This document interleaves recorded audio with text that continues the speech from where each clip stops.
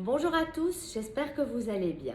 Alors pour la rentrée littéraire, j'ai sélectionné parmi tous les livres qu'on peut trouver en ce moment, un roman, le dernier roman de Gaël Josse, un livre qui m'a tout simplement subjugué tant l'écriture est très juste. Gaël Josse est une écrivaine que j'admire énormément parce que je l'ai déjà présentée les années précédentes pour d'autres romans qu'elle avait écrits. Et elle nous revient ici avec un livre qui s'intitule La Nuit des Pères, qui a été publié chez Notabilia.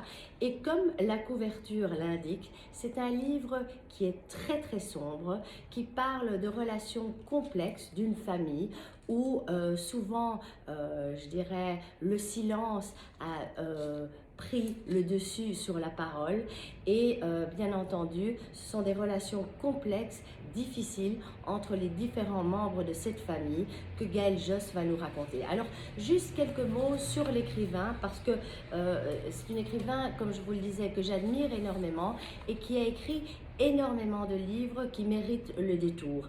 Alors, elle est rentrée, en fait, Gaël Josse, à la littérature par la poésie. Son premier roman s'intitulait Les Heures Silencieuses. Il est paru en 2010. Alors, je ne vais pas vous citer tous les livres qu'elle a écrits parce qu'il y a Novine désaccordée, il y a Noces de neige, il y a Le dernier gardien d'Ellis Island.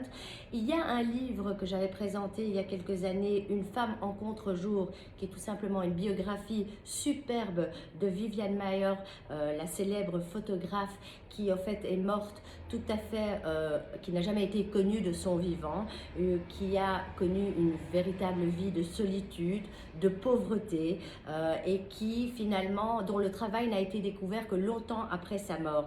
Et c'est une personnalité complexe et déroutante que Gaël Josse a rencontré dans ce livre. Et l'année dernière, elle avait publié, je crois, l'hiver 2021, elle avait écrit un livre qui s'intitulait Ce matin-là et qui racontait tout simplement l'histoire d'une chute, d'un effondrement soudain, je dirais, d'une débâcle intime de Clara, son personnage principal, qui va tomber dans la dépression. Alors, ce nouveau roman, eh bien, je pense que c'est un de ceux que je préfère parce que c'est un roman qui est un véritable roman d'une grande beauté et qui est d'une gravité rare et qui, en ce qui me concerne, est un véritable coup de foudre.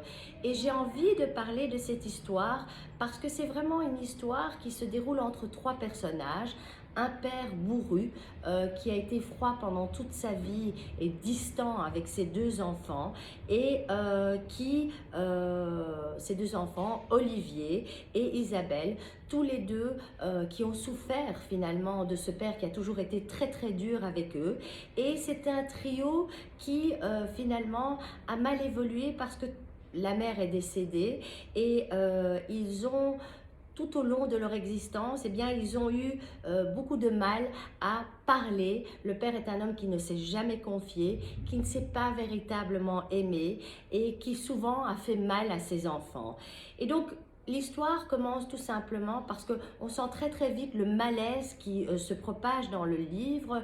On sent cette distance entre les personnages parce qu'Isabelle est contactée par Olivier, son frère, pour venir retourner dans son village natal pour rendre visite au père qui est en train de perdre la mémoire. Et ce père dont Isabelle a véritablement voulu fuir, eh bien elle a quitté son père il y a très longtemps parce qu'elle a toujours eu avec lui une relation terriblement difficile. Et ce père aujourd'hui, bien sa santé se décline peu à peu et on sent dès le début Isabelle qui rejoint son frère, eh bien on ressent tout ce malaise, on sent que, elle le dit d'ailleurs, Isabelle, elle dit je vais essayer, je redoute ce moment, alors souvent on essaye de surjouer ces retrouvailles, alors que tout n'est que non dit, mal à l'aise, etc. Et donc elle retrouve ce père qui s'enfonce lentement dans l'oubli et dans son monde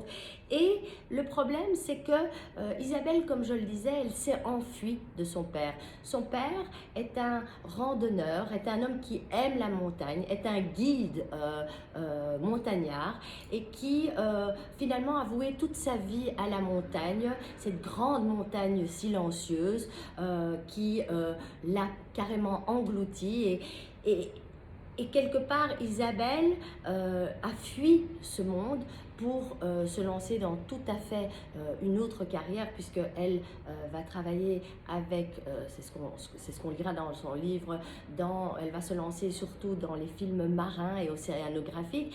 Et donc, elle a voulu s'éloigner de ce père qui lui a fait tant de mal, parce qu'ils ont tous les deux un passé douloureux, un passé de non-dit étouffant, qui a creusé au fil des années un immense fossé entre eux. Olivier, je dirais, le frère, est celui qui fait un petit peu le trait d'union entre les deux. Et donc, la parole est donnée à chacun d'eux et c'est très très juste la façon dont Gaëlle Josse écrit les sentiments, parce qu'elle va nous faire entendre les voix de cette famille, elle va nous raconter l'histoire de la famille, et surtout c'est terriblement écrit avec une délicatesse infinie. Elle nous raconte justement les failles de l'âme, les tourments qui obsèdent et se poursuivent sans répit tout au long de l'existence, emprisonnant souvent les gens, et dans ce cas-là les trois protagonistes, dans une énorme solitude qui les fait souffrir, où finalement le seul exécutoire reste la fuite et la souffrance. Et donc on sent que le retour d'Isabelle est très très difficile, parce que son frère a décidé de finalement consacrer la fin de la vie de son père, c'est-à-dire il a décidé de l'aider et de vivre près de lui.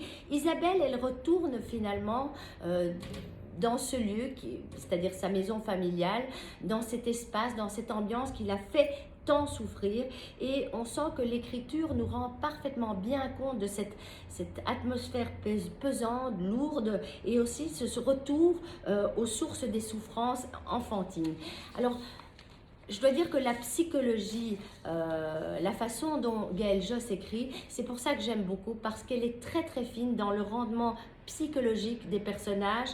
Elle rend avec justesse les rapports complexes qu'entretient justement cette famille éclatée. Et comme le livre, comme la couverture, on sent en fait cette obscurité qui est quasi présente et tout le temps présente, je dirais, dans ce livre. Alors, pour ceux qui aiment les histoires un peu complexes, les histoires un peu torturées, familiales, c'est un livre que je vous conseille, parce que, bon, il n'y a pas seulement du négatif, il y a aussi une forme de renaissance à travers tout ça. Et c'est un petit livre, il n'est pas trop long. Les livres en général de Gaëlle Josse ne sont pas des trop gros livres, mais l'essentiel, elle vient directement à l'essentiel. Et puis ses phrases sont souvent très très belles, même si elle décrit des choses très noires, ses phrases sont très très belles. Je vous laisse le découvrir, c'est un livre à ne pas manquer, et on se retrouve la semaine prochaine pour d'autres livres. À très bientôt.